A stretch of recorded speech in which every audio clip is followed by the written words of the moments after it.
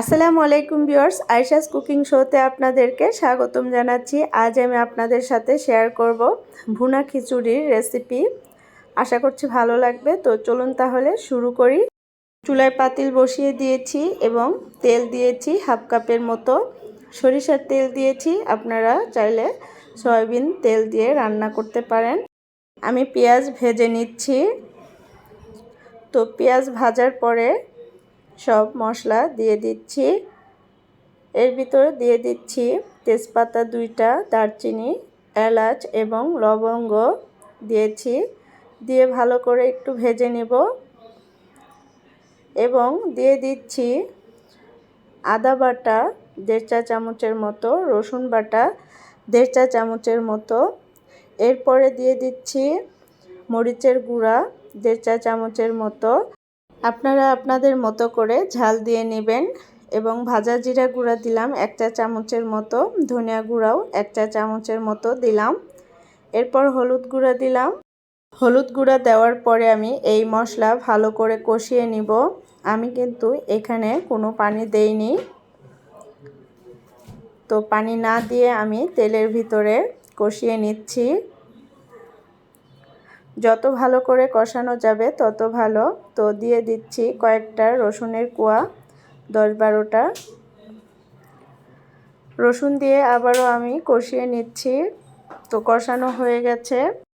এবার আমি চাল দিয়ে দিচ্ছি। এখানে চাল আছে 700 গ্রামের মতো এবং 1 কাপের মতো মুগ ডাল নিয়েছি। তো চাল ধুয়ে ভালো করে আমি পানি ঝরিয়ে নিয়েছি। এরপরে আমি লবণ দিয়ে দিলাম। লবণ দিয়ে এই চাল ভালো করে ভেজে নিব। আমি কয়েক মিনিট এই চাল মৃদু আঁচে ভেজে নিয়েছি। তো চাল ভাজা হয়ে গেছে। এবার আমি এই চালের ভিতরে পানি দিয়ে দিচ্ছি। এখানে আপনারা গরম পানি দিতে পারেন। তো আমি গরম পানি দিচ্ছি না, আমি নর্মাল পানি দিচ্ছি। আমার আন্দাজ মতো আমি পানি দিয়ে দিলাম।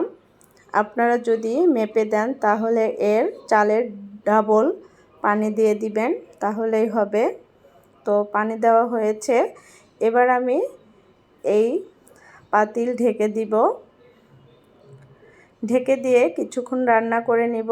আমি এই খিচুড়ি এক চুলায় দিয়েছি এবং অন্য চুলায় আমি মুরগির মাংস রান্না করে নিচ্ছি। তো ঢেকে দিচ্ছি। ঢেকে দিয়ে কিছুক্ষণ রান্না করে নিব। এর ভিতরে আমি মুরগির রান্নার কিছু অংশ আপনাদেরকে দেখিয়ে দিব। আমি কড়াইতে মুরগির মাংস দিয়েছি, দেখুন অল্প একটু আলু দিয়েছি এবং সব মশলা দিয়েছি। দিয়ে ভালো করে কষিয়ে নিয়েছি এবং পানি দিয়ে রান্না করে নিব। এর ভিতরে খিচুড়ির অবস্থা কি সেটা দেখি। তো দেখুন এরকম হয়েছে। চাল হালকা সিদ্ধ হয়েছে, একদম পুরোপুরি সিদ্ধ হয় নাই। এই অবস্থায় এখন আমি মুরগির মাংস দিয়ে দিব। তো মুরগির মাংস রান্না করা হয়ে গেছে। এর উপরে এখন আমি মুরগির মাংস দিয়ে দিব। তো তার আগে দিয়ে দিচ্ছি কাঁচামরিচ কয়েকটা এবং মুরগির মাংস দিয়ে দিচ্ছি। আমি একদম মুরগির মাংস ঝোল শুকিয়ে ফেলেছি, বেশি ঝোল রাখিনি। মুরগির মাংস দেওয়ার পরে আমি নেড়ে দিচ্ছি, ভালো করে নেড়ে দিচ্ছি। দিয়ে আমি দমে রাখবো 20 মিনিটের মতো। এ পর্যায়ে যদি আমার রেসিপি ভালো লেগে থাকে তাহলে একটা লাইক দিয়ে দিবেন। যারা আমার পেজে এসেছেন প্লিজ পেজটি ফলো করে দিবেন এবং যারা ইউটিউব থেকে দেখছেন সাবস্ক্রাইব করে পাশে থাকবেন। তো এখন আমি ঢেকে দিচ্ছি। ঢেকে দেওয়ার আগে 2 চা চামচের মতো ঘি দিয়ে দিচ্ছি। ঘি দিলে আর একটু টেস্ট বেড়ে যাবে। তো ঘি না থাকলে দেবেন না, যদি থাকে তাহলে দেওয়ার চেষ্টা করবেন। তো ঘি দেওয়ার পরে আমি আবারও নেড়ে দিচ্ছি হালকা করে। বৃষ্টির দিনে এরকম খিচুড়ি হলে আর কিছুই লাগে না। বৃষ্টির দিনে খিচুড়ি খেতে খুবই মজা লাগে। তো আমি দমে রাখতেছি। দমে রাখার পরে আপনাদেরকে দেখাবো।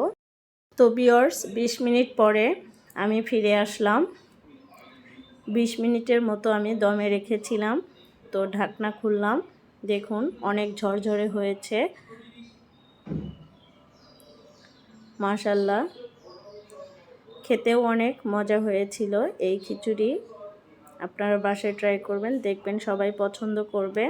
তো ভিউয়ার্স আজকের মতো এখানেই বিদায় নিচ্ছি। দেখা হবে নেক্সট ভিডিওতে নতুন কোনো রেসিপি নিয়ে। আল্লাহ হাফেজ।